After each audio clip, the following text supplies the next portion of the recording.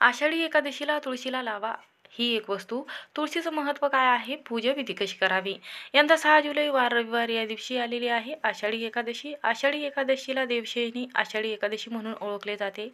आषाढ महिन्याच्या शुद्ध पक्षातील एकादशीच्या दिवशी एकादशी म्हणून ओळखली जाते. या दिवसापासून चातुर्मास प्रारंभ होतो. मराठी वर्षाला खूप महत्त्व दिले जाते. या दिवशी 5 अद्भुत योग जुळून येणार आहे. तर हा राजयोग म्हटला जातो. शिवाय आषाढी एकादशीला मालव्य शुभ योग, साध्य योग, स्त्रीपुष्कर योग, रवी योग अशा प्रकारे अनेक योग विठुरायाची विष्णूची अपार कृपा लागू शकते. नोकरी व्यवसायात यामध्ये यश प्रगती साध्य करू शकता, म्हणून हे उपाय करणे अत्यंत लाभदायी म्हटले जाते. आषाढी एकादशीचा संकल्प करून हा उपवास घरातील सर्व सदस्यांनी करायचा आहे. वर्षातील 4 महिने म्हणजे चातुर्मास 6 जुलैपासून सुरू होत आहे. अशा शुद्ध एकादशीपासून कार्तिक शुद्ध एकादशीपर्यंत हा काळ धार्मिकदृष्ट्या अत्यंत पवित्र म्हटला जातो. त्यातून मासाच्या काळात कुठलेही शुभ कार्य जसे की लग्न कार्य, गृहप्रवेश म्हणून यासारख्या विधी परंपरेने पाळले जातात. या काळात अनेक भक्त शाकाहार, ब्रह्मचार्य आणि सात्विक आहाराचे पालन करत असतात. म्हणून आपण पाहणार आहोत की विठ्ठलाला तुळस म्हणजे तुळशीची मंजुळा का अर्पण केली जाते, महत्त्व काय आहे, त्याचबरोबर तुळशीला कोणती वस्तू या दिवशी अर्पण करायची आहे, या दिवशी काय करावे व काय करू नये, कोणते नियम पाळावे, चुकूनही ही भाजी जी आहे ती चुकूनही या दिवशी खायची माता लक्ष्मीचा आपल्यावर क्रोध होतो, घरामध्ये दारिद्र्य गरिबी यायला लागते. तर कोणती वस्तू आपल्याला या दिवशी चुकूनही खायची नाही. भरपूर करिअरमध्ये मुलांच्या प्रगती होण्यासाठी हळदीचा अत्यंत प्रभावी उपाय करून पहा. उपाय कसा करायचा आहे चला तर जाणून घेऊया. व्हिडिओमध्ये नवीन असाल तर नक्की सबस्क्राईब करा. कमेंटमध्ये श्री स्वामी समर्थ लिहायला विसरू नका. म्हणून या काळामध्ये कांदा लसूण वर्ज्य म्हटला जातो, म्हणजे या गोष्टीचे पूर्णतः वर्ज्य म्हटलं गेलेलं आहे. त्याचसोबत आणखी एक गोष्ट म्हणजे महत्त्वाची आहे. अनेक जण लसूण आणि वांगी देखील खात नाहीत, मग ते बंद करण्यापूर्वी भरपूर खाऊन घ्यावे. यासाठी चातुर्मास सुरू होण्याआधी विशेष आषाढ शुद्ध नवमीच्या दिवशी कांदे नवमी साजरी यावर्षी ती 5 जुलै रोजी आहे. या दिवशी घराघरात कांद्याचे विविध पदार्थ करून एक प्रकारे चविष्ट मेजवानीचा आनंद घेतला जातो. तर आषाढ महिन्यात जावयाला मुख्यत्वे नवीन कपडे, भांडे किंवा दागिने भेट म्हणून दिली जाते. काही ठिकाणी अनारसा एक प्रकारचा गोड पदार्थ भरलेल्या पात्रासह भेट देण्याची पद्धत आहे.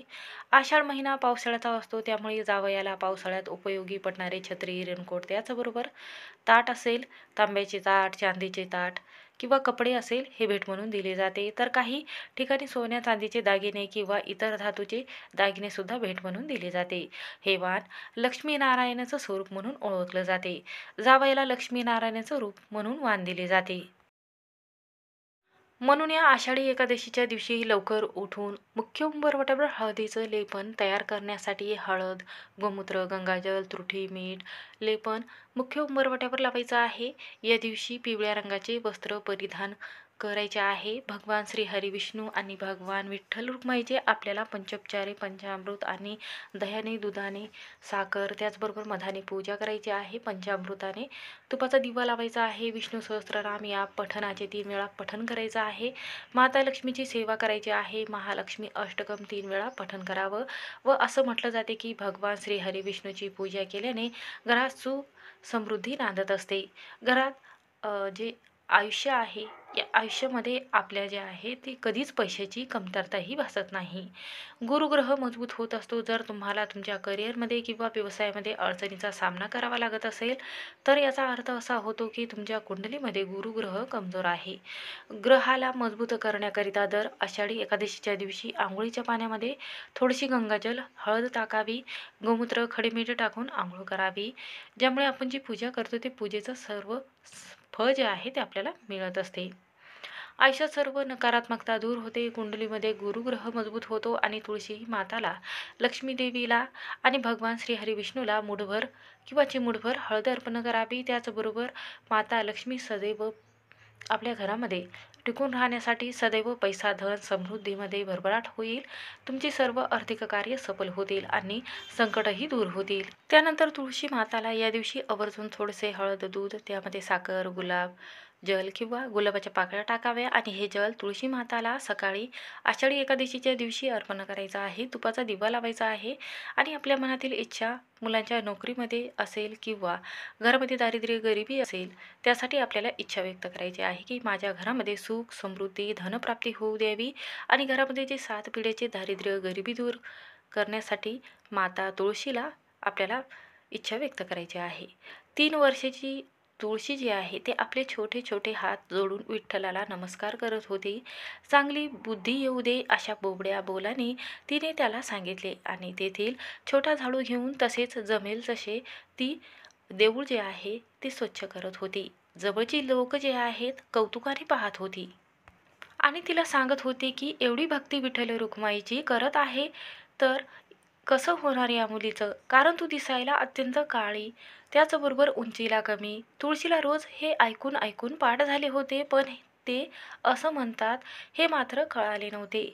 एके दिवशी एक बुवा कीर्तन करत होते, त्यामध्ये त्यात काळा विठ्ठलाचे वर्णन ते करू लागले. त्यांची मनापासून भक्ती केली तर तो कसा भक्तांना प्रसन्न होतो ते हे सांगत होते. आणि त्यांच्याजवळ एक फोटो होता, त्यात तुळशीला तिची प्रतिबिंब दिसले होते. मग तिच्या लक्षात आले की लोक रोज असे का म्हणतात. ते दुसरे दिवसापासून तिने तिने लोकांना सांगून टाकले की मी काळी, विठ्ठल पण काळा, तू माझ्याशी लग्न करेन, तुम्ही कोणी माझी काळजी करू नका. लोक हसून तिची चेष्टा करू लागले. आता तर तिने ध्यासच धरला होता की लग्न करेल तर विठ्ठलाशीच. तिने विठ्ठलाला प्रार्थना केली, साथ घालायला सांगितली आणि रात्री दिवस नामस्मरण कीर्तन करू लागली. हळूहळू तिच्या अंगातली त्राण कमी होऊ लागले. सगळी तिला नाद सोडायला सांगू लागले, पण व्यर्थ. इकडे विठ्ठल आणि रुक्माईला सांगितले, मला धर्तीवर ताबडतोब जावे लागेल, माझी भक्त माझी आठवण काढत आहे. रुक्मिणी म्हणाली, चला जाऊ पटकन. विठ्ठलाने मनाई केली. बायकोचा स्वभाव मुळात संशय, मग रुक्मिणी कशी सुटेल. तिने प्रश्नाचा भांडेमार करायला सुरुवात केली, पण विठ्ठलाने काहीच सांगितले नाही. विठ्ठलाचे लक्ष उडाले. भक्ताला असे पाहिले त्याला जमेना. तो धावत आला तोपर्यंत तुळशीचे सगळे अंग थंड पडले होते. तिचा प्राण फक्त तिच्या टाळूत होता. केसातून तो बाहेर पडणार इतक्यात देवाने तिचे केस वरच्यावर धरले. त्याच्या डोळ्यातून अश्रू वाहू लागले आणि थेंब तुळशीच्या डोक्यात पडले आणि त्यांच्या मंजिरात झाल्या. देवाने तुळशीला सांगितले, तू माझी खरी भक्त आहेस, तू सदैव माझ्याजवळ राहशील, तू तुझ्या भक्तीने माझ्या हृदयात स्थान मिळवले आहेस. माझ्या अश्रूंच्या मंजिरा झाल्या, त्यातून तुळस उगवेल तुझ्या नावाची आणि इथून पुढे मंजिरा असलेला तुळशीचा हार मला घातला जाईल आणि तू माझ्या अखंड सहवासातच राहील युगायुगे.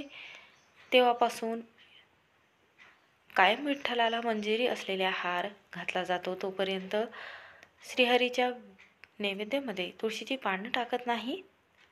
पाण्यामध्ये टाकत नाही तोपर्यंत श्रीहरी विष्णू हा नैवेद्य ग्रहण करत नाही. इतकं महत्त्व तुळशीला दिलं गेलेलं आहे. श्री स्वामी समर्थ. व्हिडिओ आवडला असेल तर स्किप न करता शेवटपर्यंत नक्की पहा.